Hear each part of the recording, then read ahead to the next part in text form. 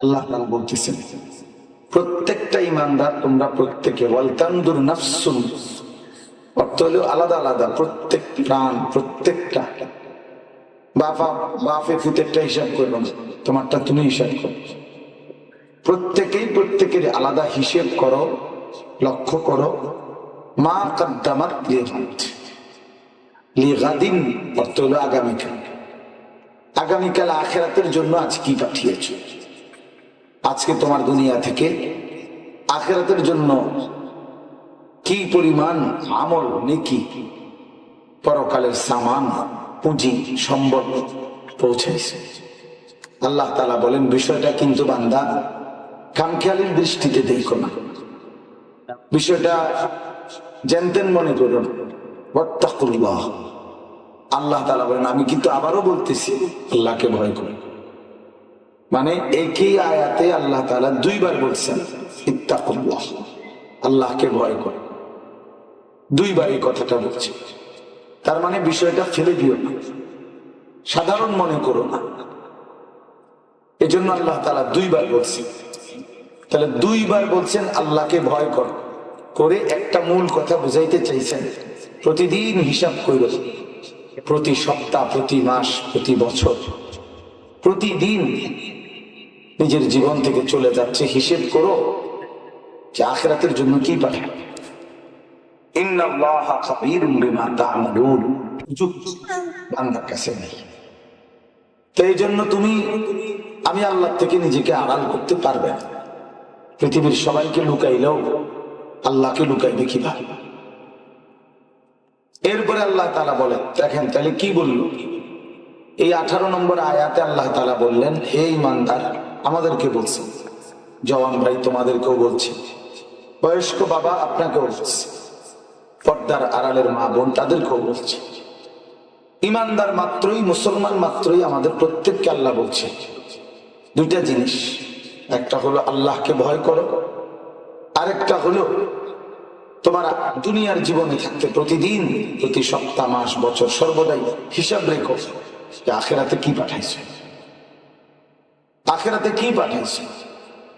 এরপরে আল্লাহ তাআলা একটা ধমক দিছে দ্বিতীয় আয়াতে, 19 নম্বর আয়াতে, ওয়ালা তাকুনু কাল্লাযীনা নাসুল্লাহ, বান্দা ঈমানদার তুমি এমন হইও না যে আমাকে অনেক দিন ভুলে গেলা, আমি আল্লাহকে ভুলে গেলাম বহুদিন যাবত, দীর্ঘদিন ধরে।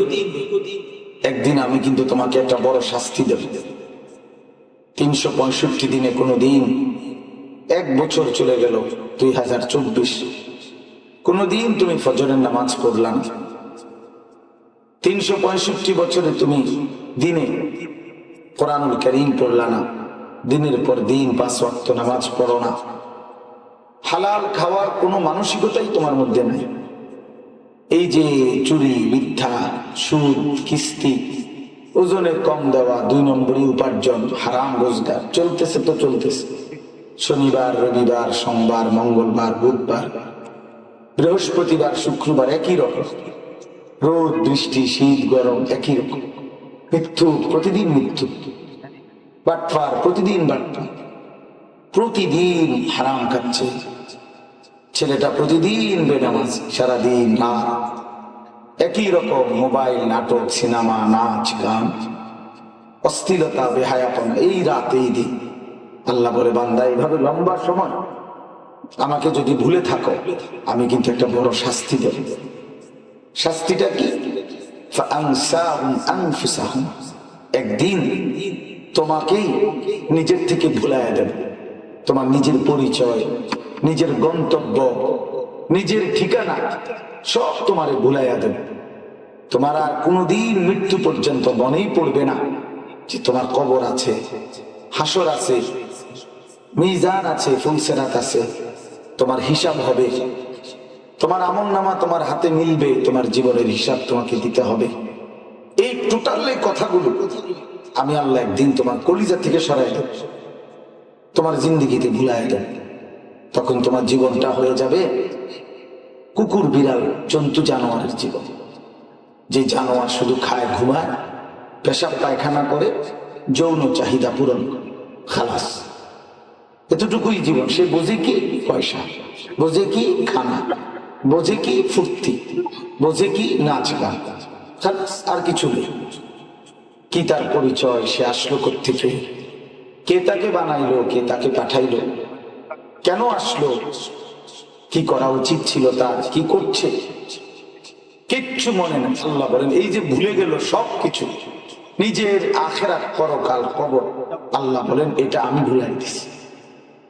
দীর্ঘদিন আমার সেজদা, আমার বন্দিগি, আমার নাফরমানি করার কারণে, বন্দিগি না করার কারণে, হারাম পথে থাকার চলার কারণে একদিন আমি তাকে আত্মভোলা করে দিয়েছি। নিজেকেই সে ভুলে গেছে, নিজের পরিচয়, নিজের ঠিকানা কিচ্ছু আর মনে নেই। আল্লাহ বলেন উলাইকা হুমুল ফাসিকুন, মনে রেখো এরাই হচ্ছে ফাসিক, প্রকাশ্য পাপী, চূড়ান্ত সীমা লঙ্ঘনকারী, চূড়ান্ত সীমা লঙ্ঘন, এরাই ফাসিক। মানে জীবনের তরে নাফরমান সিল লেগে গেছে। আল্লাহ বলেন দেখবেন অনেক মানুষ আছে, জামা কাপড়, বাড়ি, বিল্ডিং সব আছে, বেচারা খায় দায় সবকিছু, কিন্তু তার পরিচয় এমন একটা দুঃখজনক যে মানুষ তারে চলতে ফিরতে, উঠতে বসতে পিছনে বলে সুদখোর। এই যে সিল লেগে গেছে, উলাইকা হুমুল ফাসিকুন। আল্লাহকে ভুলে যাওয়াতে, হালাল হারাম পার্থক্য ভুলে যাওয়াতে আল্লাহ তার একটা বড় শাস্তি দিছে। এখন নিজের পরিচয় ভুলে গেছে। এই যে ইমানদার আর কয় না, তারা কয় এটা বাড়ি, হইতে সুদখোর, হইতে ঘুষখোর, হইতে মদখোর, গাঁজাখোর, ফুট্টাখোর, বাবাখোর, ইয়াবাখোর, হারাম, লম্পট, চরিত্রহীন, বেপর্দা, বেহায়াদারি, অসভ্য, এই খালাস লাগিয়ে গেছে জীবনের তরে। আল্লাহ বলেন তুমি যে ফাসিক, তুমি যে পাপী, এই পরিচয় হয়ে গেছে। এর চাইতে বড় বদনসিব কি, এর চাইতে বড় জীবনের আফসোস কি। বাড়ি তো করছে ঠিক, বিল্ডিং তো করছে, দামি টাইলস তো লাগাইছে, শুধু মানুষ আসতে যাইতে বলে এই সুদের টাকা, বাটফারির টাকা, 2 নম্বরই টাকা। তো লাভ হলো কি?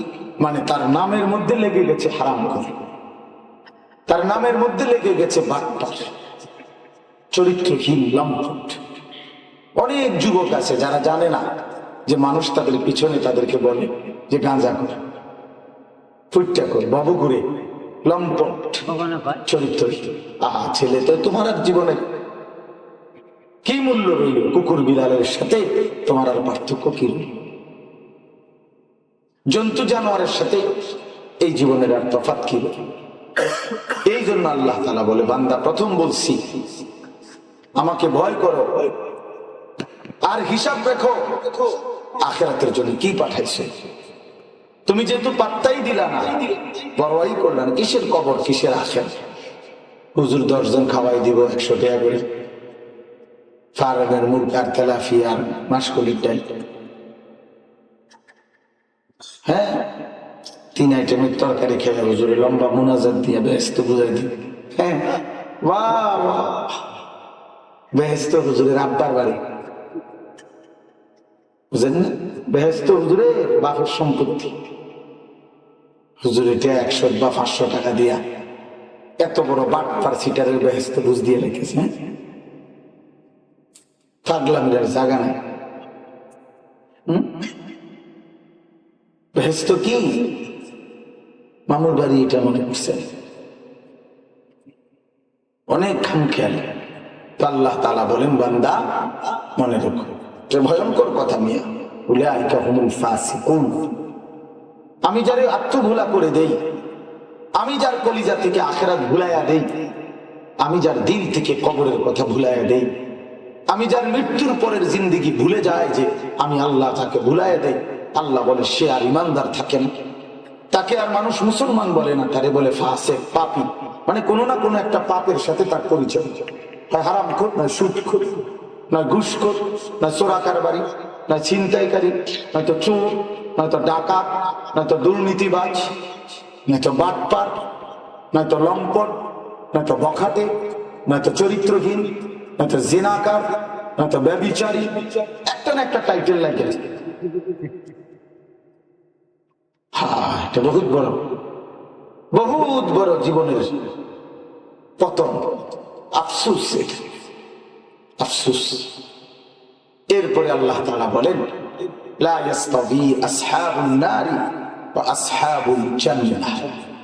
বান্দা এক বিল্ডিং এ, এক দালানে থাকলেও, এক বাজারে, এক গ্রামে থাকলেও মনে রাখো, জাহান্নামী আর জান্নাতি বরাবর না। নেককার আর নাফরমান পশ্চিমকালেও বরাবর নয়। তুমি টাকা দিয়া যদি সম্মান মিলাও তাইলে ভিন্ন কথা, কিন্তু আল্লাহ তাআলার কাছে ইজ্জত সম্মান এইটা তো নেককারের মাধ্যমে, দ্বীনের মাধ্যমে, আল্লাহর হুকুম পালনের মাধ্যমে। আজকে আমরা হয়তো অনেকে মনে করি যে টাকা হিসাবে উপার্জন যার বেশি সে দাম, উপার্জন যার কম সে কম দামে। না রে বন্ধু, উপার্জন তো কাফের বেঈমানদের বেশি। তাহলে তো তারা আমাদের চাইতে অনেক দাম। সমস্ত হিন্দু, বৌদ্ধ, ইহুদি, খ্রিস্টান, তাহলে তারা আমাদের চাইতে দাম। কয়েকদিন আগে পত্রিকা আসছে, ভারতের একজন বড় কোটিপতি আছে, ধনী ব্যক্তি, মুকেশ আম্বানি, পৃথিবী বিখ্যাত ধনী। সে যে বাড়িটা করছে, ওই বাড়ি পৃথিবীর সবচেয়ে দামি বাড়ি। তো এই বাড়ি নির্মাণে খরচ গেছে 18,000 কোটি টাকা। 18,000 কোটি। এই যে দেখেন অপদার্থ ছেলেদের জিন্দেগি দেখেন, বসে বসে মোবাইল নিয়েই লানা, কি বলে কারে বলে কোন খবর নাই। হ্যাঁ, মানে জিন্দেগির হিসাব হইল কি হুজুর, কি পাবলিক, কি দিনদার, কি মুত্তাকি, কি মাহফিল, কি মসজিদ। আমার এগুলো জানার দরকার। আমার মোবাইল আর আমি, এবার আমার মানুষের সুরত দেখা যাক বা জন্তু জানোয়ারের সুরত দেখা যাক, এটা আমার দেখার বিষয়। আমার দেখার বিষয় হলো হুজুর আল্লাহ আমার একটা মোবাইল মিলাইছে, আর কি আমার মা দিয়েই করবো, কি বাপ দিয়ে করবো, ইজ্জত কি আর সম্মান কি, আমি বংশ দিয়ে কি করবো, আল্লাহ দিয়ে কি করবো, রাসূল দিয়ে কি করবো।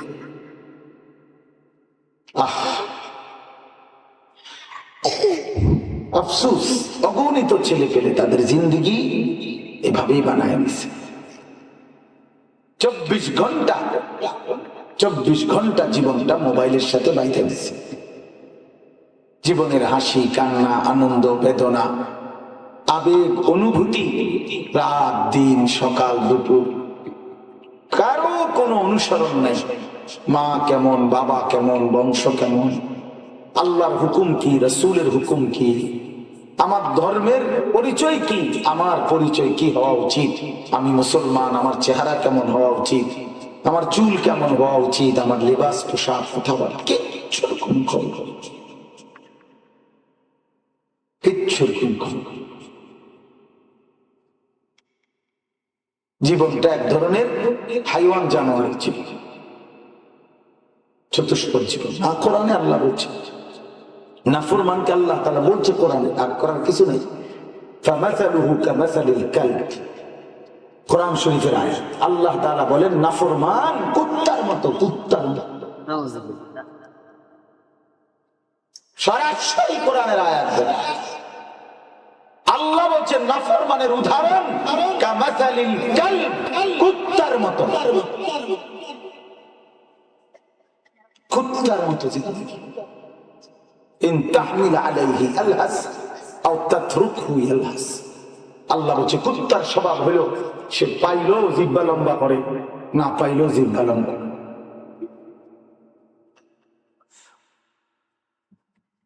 হ্যাঁ, কুকুরের স্বভাব। কোরআন শরীফে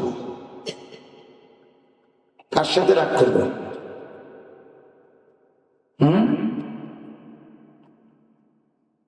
আপনারা বলেন, আপনাদের এই ছেলেগুলো দাঁড় করা, বেনামাজি ছেলেগুলো দেখেন মুসলমানের সুরত আছে কিনা। বলেন বাবা, এদের চুলের দিকে তাকান। একটা বার বাবা তো জিজ্ঞাসা করা উচিত যে বাপ, তুই তো আমার ছেলে, তুই এটা কার মতো চুল রাখলি? কি বাপ কি সন্তান, কি মা কি মেয়ে, এত বেখবর মুসলমান কেমনে হয় বাবা? বাপেরও হদিস নাই, ফুতেরও হদিস নাই, কারো কোনো ফিকিরে নাই যে আমরা মুসলমান, আমাদের জীবনের পরিচয়টা কি, আমাদের জীবন চাদর দিয়ে ডাকলে কি লাভ হবে? আমি দেখছি, দেখে আমি আজকে নতুন দেখি আমার ওয়াজের জিন্দিগি 21 বছর, 21 বছর তোমরা দুই একজন চাদর দিয়ে ডাকলে কি লাভ হবে? হ্যাঁ, পুলিশ বের কাছে ধরাই দেওয়ার দরকার এখন, যে জিজ্ঞাসা করা দরকার যে বাবা কতদিন হয় না। আরে দোস্ত, এই পুলিশ ভাই তো স্বাভাবিক, আল্লাহর কসম কোরআন শরীফে আছে আল্লাহ তাআলা ফেরেশতাদেরকে হাশরের ময়দানে নাফরমান যখন চিৎকার করবে, আল্লাহ তাআলা ফেরেশতাদেরকে বলবে খুযুহু ফাগুল্লু, এই ফেরেশতা ওরে ধর, ফাগুল্লু তার বেঁধে ফেল, তারে বাঁধে, আল্লাহ বাঁধে। ফেরেশতা তখন জাহান্নামের ফেরেশতা, আযাবের ফেরেশতা তারে বাঁধিয়ে ফেলবে, টাইট করে বাঁধা আল্লাহকে জিজ্ঞেস করবে মাওলা এখন কি করব? আল্লাহ তাআলা বলবেন সুম্মাল জাহিমা সাল্লু, ওরে লাথি দিয়ে, একটা লাথি দে, এক লাথিতে জাহান্নামে ছুঁড়ে মার, টান করে লাথি দিবি, একটা লাথির লগে বেঈমান যেন জাহান্নামে গিয়ে মার। কতদিন হয় নামাজ পড়স নাই, নামাজ ফরমান 2024 সাল, একটি বছর চলে গেছে। আমি এই জন্যই আয়াত পড়ছি, আল্লাহ বলছে ওয়ালতানজুর নাফসুম মা কদ্দামাত লিগাদ, হিসাব লাগাও বান্দা, হিসাব লাগাও। একদিন চলে গেছে, এক সপ্তাহ, এক মাস, এক বছর, কি পাঠাইছো আখিরাতের জন্য? 365 দিনে একটি বছর চলে গেছে, কোনদিন ফজরের নামাজ পড়ে নাই, সে মানুষের বাচ্চা।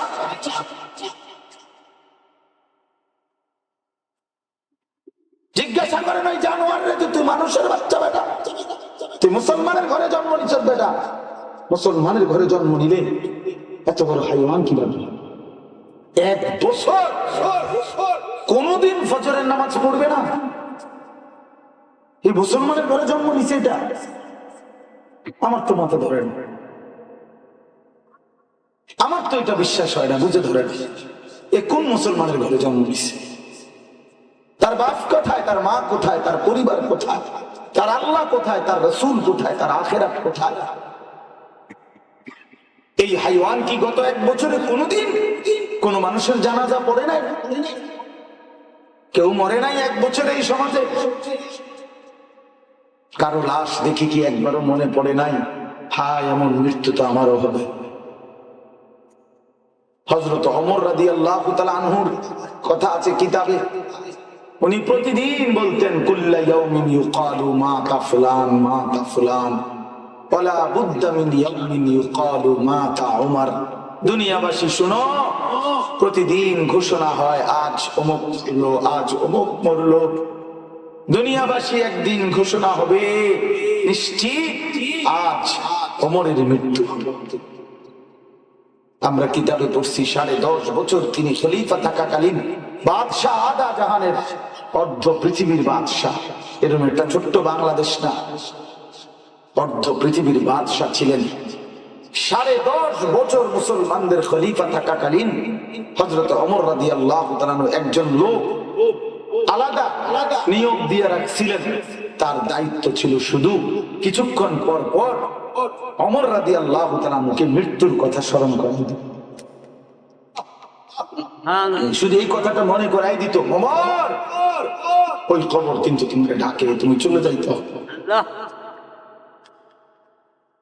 ওমর রাদিয়াল্লাহু তাআলা রাতে খলিফা হওয়ার পরে ওই 10.5 বছর আর রাতে ঘুমাইতেন না, অল্প একটু সময় দিনের বা রাতের কোন এক টাইমে একটু বিশ্রাম করতেন, সামান্য কিন্তু স্বাভাবিক লম্বা ঘুম যেটা বলে তিনি ঘুমাইতেন। আমরা কিতাব স্পষ্ট করছি, আমি নিজে পড়ছি কিতাব। ওমর রাদিয়াল্লাহু তাআলা আমাকে জিজ্ঞাসা করেছে, হে খলিফা আমিরুল মুমিনিন ওমর, আপনি ঘুমান না কেন দিনে রাতে? আপনাকে তো লম্বা ঘুমাইতেই দেখি। ওমর রাদিয়াল্লাহু তাআলা বললেন, আমি যদি রাতে ঘুমাই আমার আখিরাত সাজাবো কখন? আমি যদি দিনে ঘুমাই আমার জনগণের প্রয়োজন পূরণ করব কখন? ঠিক কইছে। রাতে ঘুমাইলে আমার আখিরাতের পুঁজি কামাবো কখন? আর দিনে ঘুমায় থাকলে আমার জনসাধারণের প্রয়োজন পূরণ করবো কখন? এই জন্য দিনে ঘুমাই না মানুষের প্রয়োজন পূরণের জন্য, রাতে ঘুমাই না আমার আখিরাতের পুঁজি সংগ্রহের জন্য।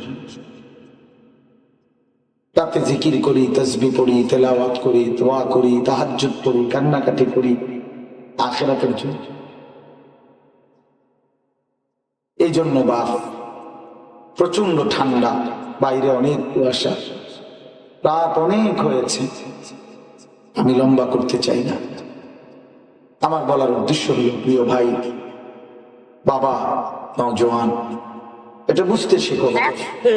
লা ইস্তাবি আসহাবুন নারি ওয়া আসহাবুল জান্নাহ। আল্লাহ বলছেন, বান্দা শোনো, জাহান্নামী আর জান্নাতি বরাবর হতে পারে না, সেজদাওয়ালা আর সেজদাবিহীন বরাবর হইতে পারে না, হালাল উপার্জনকারী আর হারামখোর বরাবর হইতে পারে না, ইমানদার আর নাফরমান বরাবর হইতে পারে না, মুমিন আর কাফের বরাবর হইতে পারে না, বরাবর হইতে পারে না। আসহাবুল জান্নাতি হুমুল ফাইজুন। বরং শোনো, সমস্ত জান্নাতি, সমস্ত ইমানদার, সমস্ত নেক আমলওয়ালা, সমস্ত বন্দেগীওয়ালা, আল্লাহ বলেন হুমুল ফাইজুন, তারাই কেবল সফল, তারাই কেবল সফল, তারাই কেবল সফল, তারাই কেবল কামিয়াব, বাকিরা ব্যর্থ, ব্যর্থ, ব্যর্থ, বাকিরা ব্যর্থ। শেষ তর্জমা, কথা শেষ, এটুকুই কথা। একটি বছর 2024 সাল চলে গেছে, 2025 সাল পহেলা জানুয়ারি আজ, নতুন বছরের শুরুতে আমি এটাই বললাম, ওয়ালতানজুর নাফসুম মা কদ্দামাত লিগাদ। লিগাদ হিসাব করো। আল্লাহ বলছে, বান্দা আগামীকাল আখিরাতের জন্য কি পাঠিয়েছো? প্রতিদিন হিসাব করো, প্রতি সপ্তাহ হিসাব করো, প্রতি মাস হিসাব করো, প্রতি বছর হিসাব করো। আল্লাহ নবী সাল্লাল্লাহু আলাইহি ওয়াসাল্লাম বলেন, হাসিবু আনফুসাকুম ক্বাবলা আন তুহাসাবু। মহান আল্লাহ পাক তোমাদের হিসাব নেওয়ার আগেই তুমি তোমার হিসাব নিয়ে নাও। বান্দা নিজের হিসাব তুমি করো। সাহিবুল বাইত আদরা বিমা ফিহি। আরবি প্রবাদ, যে ঘরওয়ালাই জানে তার ঘরে কি আছে। আমি তো জানি আমার ঘরের কি কি ফার্নিচার আছে, তো আমার জিন্দেগি তো আমি জানি গত 1 বছরে আমি 5 ওয়াক্ত নামাজ পড়ছি কিনা, আমি মিথ্যা বলছি কেমন, সত্য বলছি কেমন, আমার রোজগার যা করছি তার মধ্যে হারাম কত টাকা, হালাল কত, আমি তো কমপক্ষে জানি, ঠিক না ভাইয়া? তোমরা ছেলেরাই বলো বাবা, তাহলে প্রত্যেকে আলাদা আলাদা বলো বাবা, গত 1টা বছরে কেন ফজরের নামাজ পড়লাম না?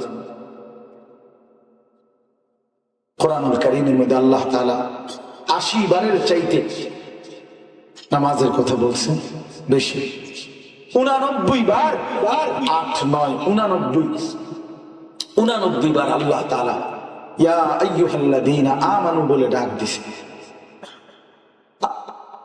হে ইমানদারগণ, হে ইমানদারগণ, হে ইমানদার মুমিন, তুমি আমার, এই ইমানদার তুমি আমার, শোনো, তুমি ওইদিকে যাইও না বান্দা, তুমি আমার, আমি তোমাকে জান্নাত দেব, আমি তোমাকে হুর দেব, আমি তোমাকে নাজ ও নিয়ামত দেব, আমি তোমাকে অনন্তকালের আখিরাতের সুখ দেব। এদিকে সুবহানাল্লাহ, হাইয়া আলাস সালাহ, হাইয়া আলাল ফালাহ, মাঝে আসো, কামিয়াবির দিকে আসো। আল্লাহ বলেন, আমি 89 বার ডাকছি। কোরআন শরীফের একটা আয়াত আছে বড় আশ্চর্য, আল্লাহ তাআলা বলছে, ফাবিআইয়ি হাদিসিন বা'দাহু ইউমিনুন। আল্লাহ বলবেন, বান্দা আমি আর কতবার বললে, আমি আর কেমনে বললে, আর কত বললে, আর কোন কিতাব নাজিল করলে, আমার এক একটা কথা বান্দা আমি কতবার করে বললাম, এরপরে আর কতবার বললে, কেমনে বললে, কি বললে, আর তুমি ইমান আনতা, তুমি বলো। বাবারা আপনাদেরকে জিজ্ঞাসা করবে, শেষ বয়সটা মুরব্বীরা চা দোকান আর বন, বিড়ি, চা, পান, সুপারি এই জন্যই শেষ করে দিলেন। শেষ হায়াত বুঝি আল্লাহ তাআলা এই বিড়ি সিগারেটের জন্য দিছে। শেষ বয়সটা বুঝি আল্লাহ তাআলা চা দোকানে গম মারতে দিছে। কেমন কথা বাবা? পরীক্ষার হলে সারা জীবন তো আপনারা যারা কম বেশি পরীক্ষা দিচ্ছেন জানেন, শেষ ঘন্টায় তো লেখা বেশি হয়। প্রথম 2 ঘন্টার চাইতে পরীক্ষার শেষ ঘন্টা লেখে বেশি। শেষ টাইমে লেখার গতি বাড়ে। তো হিসাবে তো উচিত হায়াতের শেষ বেলায় আমলের গতি বাড়ে যাওয়ার কথা, যে আমার আর সময় তো অল্প। আমার কবর দেখা যায়, আমার চাইতে কম বয়সী কতজন কবরে চলে গেছে। আমি আজও এতটুকু হায়াত আল্লাহ আমারে দিছে, আমি আরো কিছু আল্লাহরে ডাকি না। ওমা বিড়ি আর বিড়ি, বিড়ি সাদোয়া গ এই যে খাইতেছে দুর্গন্ধওয়ালা বিড়ি, লানত আযাব এই লোকের উপর। এই লোক যেন জাহান্নামের প্র্যাকটিস করতেছে। হ্যাঁ, জাহান্নামই তো আগুন, তো বিড়ি সিগারেট তো আগুনই, তো নাকে মুখে আগুনের ধোঁয়া বাইর করে দুনিয়ার থাকতেই প্র্যাকটিস করতেছে যে জাহান্নামের আগুনটা যেন একটু হালকা হয়। কিছুটা অভ্যাস যেহেতু আছে, তো নাই তো কি, নাই তো কি বলেন। কোরআন শরীফের একটা স্পষ্ট আয়াত আছে সূরা গাশিয়ার মধ্যে, জাহান্নামীদেরকে যে খাবার দেওয়া হবে ওই খাবারের বৈশিষ্ট্য আল্লাহ বলছে, লা ইউসমিনু ওয়া লা ইউগনি মিন জু'। হুজুর আছে এখানে, ওলামারা আছে, জিজ্ঞেস করে। আল্লাহ বলছে জাহান্নামীদের খাবার, এটার দ্বারা শরীরের কোনো পুষ্টি হবে না, বৃদ্ধি, এবং ক্ষুধাও নিবারণ হবে। ঠিক বিড়ি সিগারেট এরকম, এটার দ্বারা গোটা পৃথিবীর কোন চিকিৎসা বিজ্ঞানের দৃষ্টিতে, কারো দৃষ্টিতে কোনো পুষ্টিও হয় না, ক্ষুধাও নিবারণ হয় না। এই জন্য বিড়ি সিগারেট আর কিছু হোক না হোক, এটা জাহান্নামীদের খাবার, এ ব্যাপারে কোনো সন্দেহ নেই। এটার কোনো পুষ্টিও নাই, এটার দ্বারা ক্ষুধাও নিবারণ। লজ্জা থাকলে ছেড়ে দেবে, হ্যাঁ থাকলে ছেড়ে দেবে। আমার লগে সেট করে ছেড়ে দেবে, আমার লগে জিদ করে ছেড়ে দেন যে বেটা দেড় বিড়া হুজুর, বেটা কোন বয়স হয়েছে না বেটা এত বড় কথা গুলি, বেড়ে ওদের বিড়ি না খাই, বেড়া যা বেটা এত বড় কথা শোনা ছেড়ে দিলাম সাইরা। আমি তো কইলাম এটা সেত রোগ আপনার বিয়া, আপনার শরীরের মধ্যে একটা সেত রোগ, একটা শরম জাগুক, এটা জাহান্নামীদের খাবার, জাহান্নামীদের খাবার। রাসূলুল্লাহ সাল্লাল্লাহু আলাইহি ওয়াসাল্লাম জীবনে 1 সেকেন্ডের জন্য কোনদিন নবী দুর্গন্ধ আমার নবী পছন্দ করতেন না। তিনি আমার নবী, আপনার নবী, যার পবিত্র দেহ মুবারক থেকে 24 ঘন্টা মেশক আম্বরের ঘ্রাণ বের হইত। যিনি রাস্তা দিয়ে হাঁটলে পরের পথিক বুঝতো এখান দিয়েই মুহাম্মদ আরবি গেছে। কেমনে বুঝতো? মেশকের ঘ্রাণ হইতেছে। আল্লাহ নবী সাল্লাল্লাহু আলাইহি সাল্লাম বলেন, এই পৃথিবীতে 3টি জিনিস নবীজি বলছেন আমার সবচেয়ে প্রিয়, আহাব্বুল আশিয়া ইলাইয়া তালাতা। নবীজি বলছেন 3 জিনিস দুনিয়াতে আমার সবচেয়ে প্রিয়। 1 নাম্বার হলো আতিব, আতর, সুগন্ধ। নবীজি দুর্গন্ধ পছন্দ করতেন না। হায় উম্মত, বিড়ি সিগারেটের এই দুর্গন্ধ নিয়ে প্রিয় নবী সাল্লাল্লাহু আলাইহি সাল্লামের সামনে কিভাবে দাঁড়াবেন? কিভাবে দাঁড়াবেন নবীজির সঙ্গে? নবী সাল্লাল্লাহু আলাইহি ওয়াসাল্লাম আমল নামার মধ্যে এটা লেখা দেখবেন না, আপনি কত বছর বিড়ি খেয়েছেন এটা কি আমল নামায় উঠবে না? তো এটা থাকবে না হিসাবে? বিড়ি খেয়েছেন 60 বছর, উঠবো 25 বছর, ঠিক আছে তো কথা? হ্যাঁ,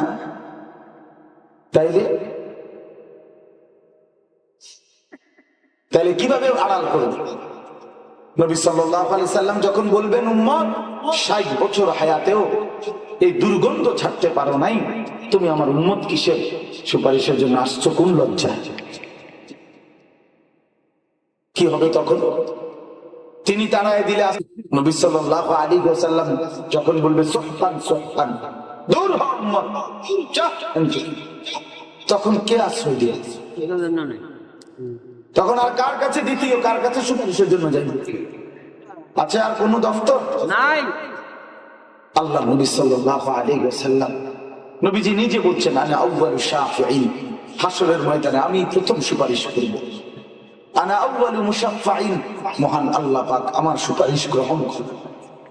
নবীজি সুপারিশের অনুমতি নেওয়ার জন্য আমরা কিতাবে পড়ছি, হাসরের ময়দানে নির্দিষ্ট জায়গায় মাকামে মাহমুদ নবীজির জন্য আলাদা বরাদ্দকৃত জায়গা থাকবে, যেটা আমাদের নবী সাল্লাল্লাহু আলাইহি ওয়াসাল্লামের জন্যই শুধু নির্ধারিত। ওই যে আমরা আজানের দোয়ার মধ্যে যেটা পড়ি, ওয়াবআসহু মাকামান মাহমুদান আল্লাযী ওয়া'আদতা, এইটা মাকামান মাহমুদ, এটা নবীজির স্পেশাল জায়গার নাম। হাসরের ময়দানে আল্লাহ নবীজিকে আলাদা দান করবেন। নবী সাল্লাল্লাহু আলাইহি ওয়াসাল্লাম ওই জায়গায় সেজদা দিবে, হাসরের ময়দানে আল্লাহর দরবারে সেজদা দিয়ে চোখের পানি ছাড়বে, আর আল্লাহ তাআলার প্রশংসার হামদ বাক্য, আল্লাহর প্রশংসার বাণী বলতে শুরু করলে, কাঁদতে শুরু করলে, তখন আল্লাহ তাআলা ডাক দিয়ে বলবে, সেজদা ভি মঞ্জুর, आंसू भी मंजूर, तवाज़ु भी मंजूर, आजिजी भी मंजूर। বন্ধু, আপনার সেজদাও আমি কবুল করলাম, আপনার চোখের পানিও আমি কবুল করলাম, আপনার অনুনয় বিনয় আমি কবুল করলাম। ইরফা রাসাক, আপনি মাথা উঠান। সাল তুতা, আপনি বলেন আমি আপনাকে দেব। ইশফা তুশাফা, আপনি সুপারিশ করেন, আপনার সুপারিশ আমি গ্রহণ করব। সুবহানাল্লাহ। তাহলে নবী সাল্লাল্লাহু আলাইহি সাল্লাম সুপারিশ করবেন, তো সেই সুপারিশের কোনো নিয়ম কানুন নাই। কথা বলেন না কেন? দুনিয়ার আদনা থেকে আদনা, দুনিয়ার সামান্য থেকে সামান্য ফাইলের তো কিছু নিয়ম কানুন আছে। তো নবী সাল্লাল্লাহু আলাইহি সাল্লামের এত বড় আজিমুশ শান শাফাআতে কুবরা, সবচেয়ে বড় সুপারিশ নবীজি করবেন, তার কোন নিয়ম কানুন নাই। আপনি দাঁড়াইবেন আর আপনার বেহেশত, এটা মামুর বাড়ি না, হাসরের মাঠ আপনার চাচার শ্বশুর বাড়ি। তাইলে অনেক মানুষের ভিতরে ধারণা, ওনারা মনে করছে সুপারিশ করবেন নবী মানে কি আমি আমার সিটারি বাটফারি করতে থাকি, নবী তো আছে। হ্যাঁ হ্যাঁ, নবী তো আছে, সুপারিশ করে, এটাই নবী বলছে। কথা বলেন আপনি, আপনারা একজন কম যে না হুজুর আমি তো এটাই মনে হচ্ছে কি, এটাই নিয়ম না যে নবীজি বলছে যে উম্মত তুমি সুদ খাও, ঘুষ খাও, চুরি করো, ডাকাতি করো, নাটক দেখো, সিনেমা দেখো, নাচ দেখো, গান দেখো, তুমি নামাজ পড়ো না, রোজা রাখো না, এইভাবে কবরে আইসো, আমি তোমার সুপারিশ কইরা বেহেশত দিয়ে দেবো। এটাই তো নবী বলছেন না? আপনার বিবেকে এটা বলে? তো তাইলে কি বুঝি, কেমনে সুপারিশ নিবেন, কার সুপারিশ নিবেন? আপনি খুঁজে পাইবেন কই নবীর? ফেরেশতা তো আপনারা রাস্তা থাকতে ধাক্কা দিয়ে ফেলাই দিবে, ধাক্কা দিয়ে ফেলে দিবে, সরাই দিবে। এই জন্য আপনাদের কাছে আমার অনুরোধ, আপনারা দয়া করে প্রত্যেকে, প্রিয় ভাই আমার, বাপ আমার, বন্ধু আমার, দাদা আমার, বাপ, ছেলেরা তোমরা আল্লাহর দিকে ফেরো ভাইয়া, আল্লাহর দিকে ফেরো। নিজের হায়াত আল্লাহ তাআলা জিজ্ঞেস করবে। আল্লাহ বলছে বান্দা আমি ছাড়বো না। বাপ আল্লাহ তাআলা বলবে হাসরের ময়দানে, বান্দা তুমি আমার রহমান নাম দেখছো, তুমি আমার রহিম নাম দেখছো বান্দা, কিন্তু আমি কতটা কঠোর তুমি দেখো নি, আজ তোমাকে দেখাবো। ফায়াউমাইযিন লা ইউআযযিবু আযাবাহু আহাদ, কোরআন শরীফের আয়াত। আল্লাহ বলছে হাসরের দিন নাফরমান বান্দা আমি তোকে এমন শাস্তি দেব যে শাস্তি তোকে জীবনে কেউ দেয় না। খোদার কসম, এটা কোরআনে বলে, ওয়ালা ইউসিকু ওয়াসাকাহু আহাদ। আল্লাহ বলে বান্দা হে নাফরমান, আমার ফেরেশতা তোমাকে হাসরের ময়দানে এমন বাধা বাঁধবে যেই বাধা তোমাকে আর কেউ কোনোদিন বাঁধে নাই। ইন্নাহা আলাইহিম মুসাদা ফি আমাদিন মুমাদ্দাদা। লম্বা লম্বা জাহান্নামের খুঁটিতে আল্লাহ বলছে প্রথমে নাফরমানকে বাধা হবে, এরপরে এমন আগুন জ্বালায় দেব আমি আল্লাহ, 1 সেকেন্ডে জাহান্নামের আগুন বাহির এবং ভিতরের কলজা সুদ্ধা 1 মিনিটে জ্বালায় নারুল্লাহিল মুকাদা আল্লাতী তাত্তালিউ আলাল আফইদা, কলজা সুদ্ধা জ্বালায়। চলো ছেলেরা, আমরা বলে গেলাম তোমরা নারী দেখো, ছবি দেখো, একদিন রাত শেষে দিন শেষে মনে রাখো, দেখো বাবা একদিন না একদিন পেছনের কথা মনে পড়বে, আফসোস করবে। দুনিয়াতেও আখিরাতে একদিন শরীর শেষ হবে, যৌবন শেষ হবে, একদিন রাত শেষ হবে, দিন শেষ হবে, মদের আড্ডা জুয়ার আড্ডাও বন্ধ হয়ে যাবে, এই মোবাইল, এই ফেসবুক, ইউটিউব, এই বড় মিট থাকতো না। মনে রাখ, এটা আসমান থেকে আসে না, ফেসবুক আসমান থেকে আসছে, ইউটিউব আসমান থেকে, বড় মোবাইল কি আসমান থেকে আসছে? এটা থাকবে। টেলিগ্রাফ ছিল আগে, কই অনলাইন, ডাক পিয়নের চিঠি, কই অন্দি চলে না। ফিতাওয়ালা ক্যাসেট ছিল, আমরা তো দেখছি ছোটবেলায়, ফিতাওয়ালা ক্যাসেট, কত ওয়াজ, কত গান, কত কিছুই তো ছিল, কই এগুলো কই? সিডি, এই যে চ্যাপ্টা চ্যাপ্টা সিডি আছিল, কই এগুলো নাই। রেডিও, যে গ্রামোফোন রেকর্ড, যেটি রেডিও, ট্যান্ডেস্টার কইতো, হ্যাঁ এগুলো কই? এগুলো কই বলো ভাই? এগুলো তো নাই।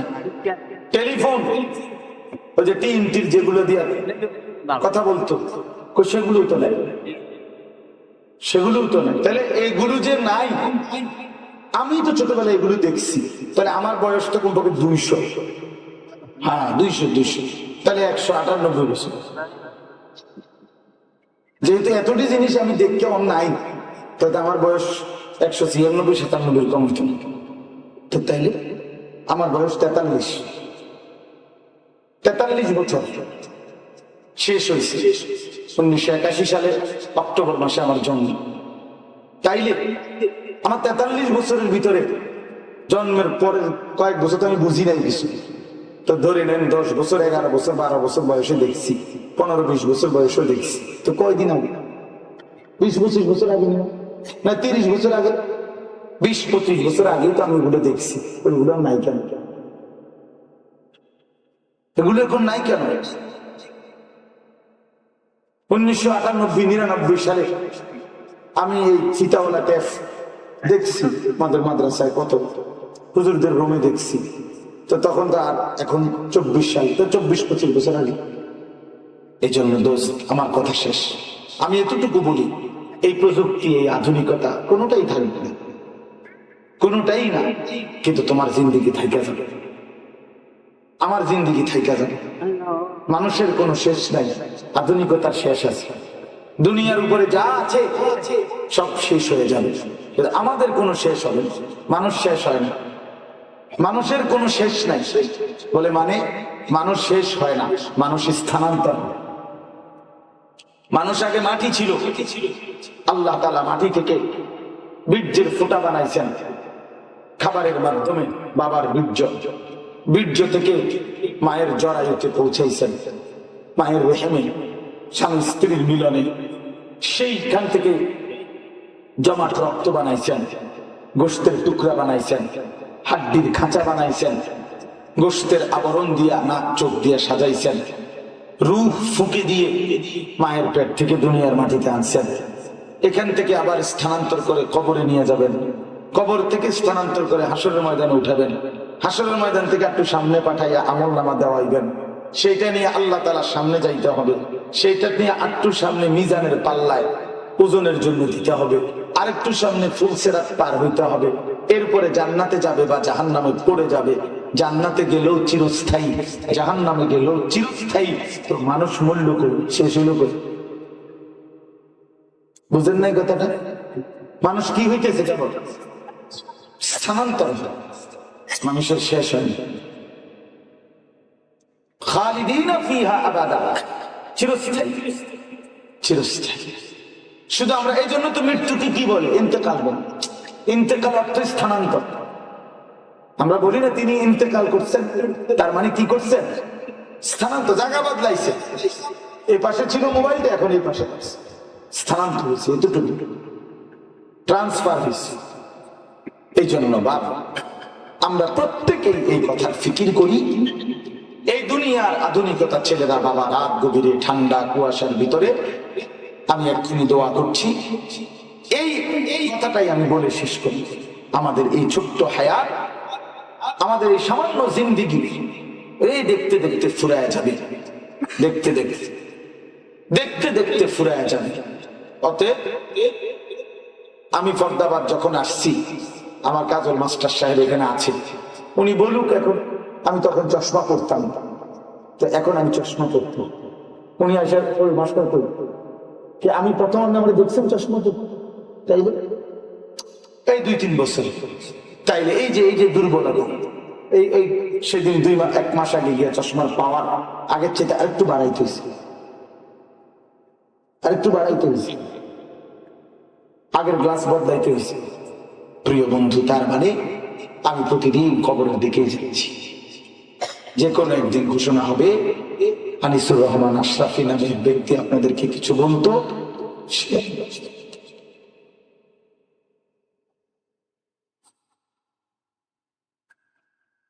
এই জন্য দোস্ত আমার, বন্ধু আমার, আমরা প্রত্যেকে মৃত্যুকে স্মরণ করি, আখিরাতকে স্মরণ করি। ছেলেরা তোমরাও বাবা নষ্ট হইও না, চরিত্র নিজের আখিরাত নিজের আমল বরবাদ করো না। এই বছর আবার কার শেষ হবে বলা তো যায় না। একটা বছর মাত্র শুরু হয়েছে, এটা শেষ পর্যন্ত পৌঁছে কিনা আমাদের জীবনে তার কোনো নিশ্চয়তা আছে? কোনো নিশ্চয়তা?